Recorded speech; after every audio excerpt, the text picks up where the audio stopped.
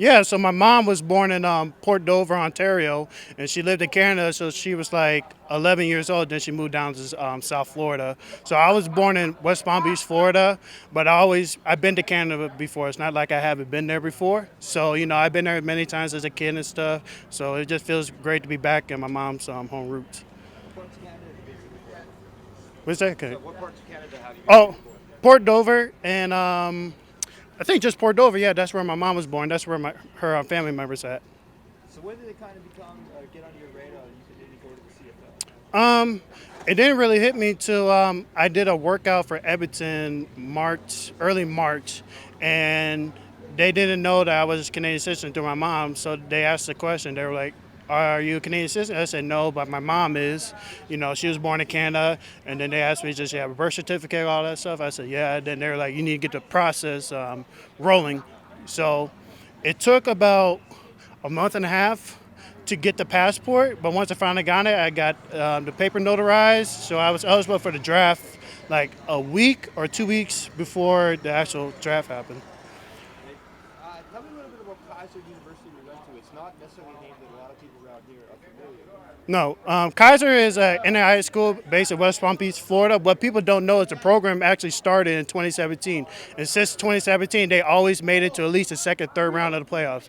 So it's not like Kaiser is a no-name school, where, a bunch of no-name scrubs go. We're a powerhouse, and we work every day. Coach Social will get you right. What made you decide to go there? So after 2020, with the whole COVID year and everything, so I exercised my right to take the year off. So during that time, I was working two jobs and I was working out football right. Coach Sosa gave me an opportunity at Kaiser. I came to a couple of practices and we got the ball rolling from there. Let's kind of flash forward into draft night. Where were you when you found out? I was at my grandma's house in Tequesta, Florida. My mom, my dad, my aunts, my girl, my coach, and my dad's friends were all there. How did you find out? Did you get a text message? Did you see it Um, on that? so so you know how the draft they only covered the first two rounds.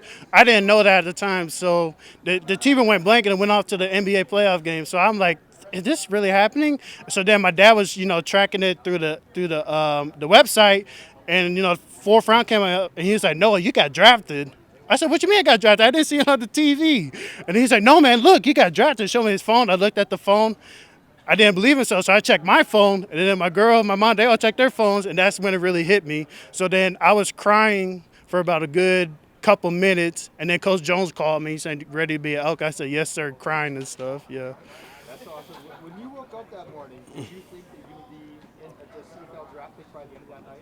I knew it was going to happen. I just didn't know when. That's what comes with being in the draft. You don't know where you're going to go or when you're going to go. You don't know when you're gonna be there. Shout out to Coach Taylor, but yeah, you don't know what's gonna happen. So you're on edge. You're very you don't know. So I knew it was gonna happen. I just didn't know when. But I'm just blessed to get the call from Edmonton. Tell us a little bit about yourself as a player. What do you bring? So me personally, I like a lead by example type player. I like to stay quiet. I like to do the drills right. You know, but when it's time to say something to the defense, then I will be the guy to step up and be like, hey, they're not better than us. We could win this game. Just pick the teammates up. And I hold people accountable. Like I don't like excuses. I don't like people talking back to. No, I'm being accountable. Football's football, but there's obviously nuances with the CFL game that's different from what you would have experienced playing in NAIA. What do you know? Like, I guess first off, what's your familiarity level with the CFL? You watched it much before? Yeah, I watched it growing up. Me and my mom and dad, we used to watch the games when in the summertime because the season goes in the summertime. But yeah, my mom she knew a little bit about it because she grew up in Canada. So she was like, the fields are wider, the end zones are longer, the goalpost is right there on the goal line. There's three downs. That's really all I know. But now in training camp, I'm learning more about the rules. Like with the fumble rule, like if the last person touch it out of bounds, they get the ball back. I didn't know that.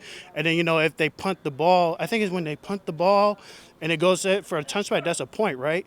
Yeah, I didn't know that. So now I'm just being a student of the game and trying to take up as much knowledge as I can. Which one of all these unique rules seems the craziest to you? I'll probably say the point for the The punt, I never heard of that, but it's I just got to get more accustomed to the game. We call it the rouge. The rouge, There you go. Yeah, that's it. That's rouge. the Okay, slang for it. rouge. Okay, thank you for that. Yeah, yeah. So I got to ask you now, of course, about Yes. your wrestling history.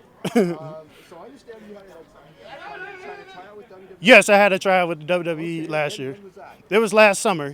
So basically, I was just, working out, posting pictures. I still have my college stuff on my Instagram. And then I think I reached out to them just for the fun of it because, you only live once, So I just signed, I did the application, I just sent it over. And then I posted a workout video and the WWE recruit page, they watched my story, and I was like, "Are you serious? Like, is this really happening?"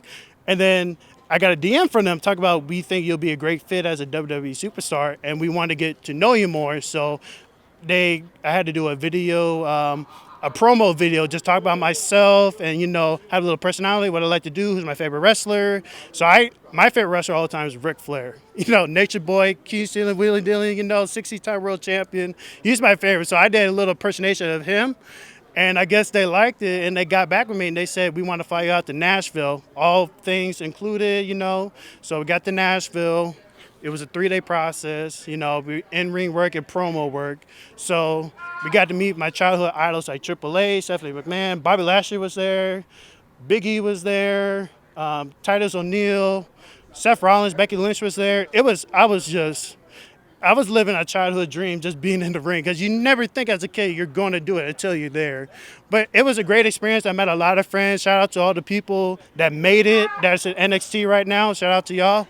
Hopefully I could get there one day once my football career is done, but we'll see what happens. Well, I got to ask now, since you said you did the rest of Ric Flair, can you give us a woo? So usually with the woo, I did the keys to the wheel, dealing, limousine ride, jet fly, dripping son of a gun. Woo!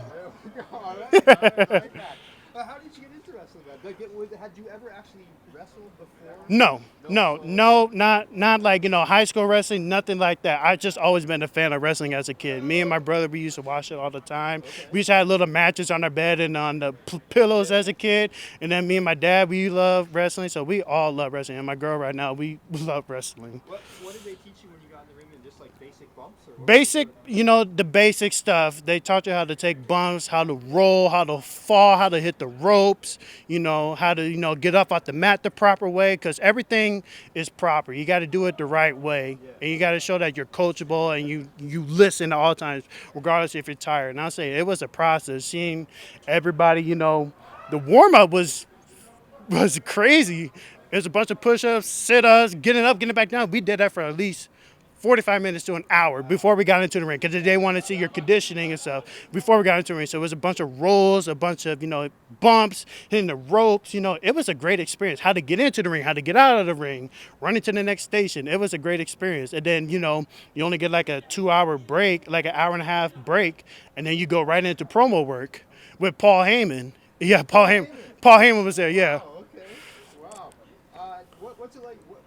What's something people might not know about being in the ring? Like, what does it feel like in there? Like, I don't know if anyone can really. It's like you're in like a space, or like you're living a dream. Like in my mind, when I'm in the ring, I'm like, am I really here? Like I'm getting the full WWE experience right now because I never thought I would have this as a kid. I always wanted to do it. I always had thoughts of wrestling, but not till my football career was done. But actually being into the ring, it felt really good. And then the bond you have with all the people that you're working with, all working for a common goal and just supporting each other, it was amazing. Oh my God! Some people had bruises on the back, rope lashes on the back. Some people thought they had concussions. Yeah. You babyface or a hero? What's your persona? I like to be in a bad guy. That was my persona when I was there, being a bad guy. Okay. Yeah. Okay. Have you developed like a nickname or anything yet? No, so we didn't really have nicknames and stuff like that. But I just go off my Instagram name. I had a couple ideas and stuff like that, but I'm not gonna really focus on that until the opportunity comes. But I do have a couple ideas. Hey, that's cool. So, I don't know, did you know that there's we have a pretty good history with WWE wrestlers on the team here? Really? Did you know that Roman Reigns played in the preseason classic before he went to WWE? Really? Yes.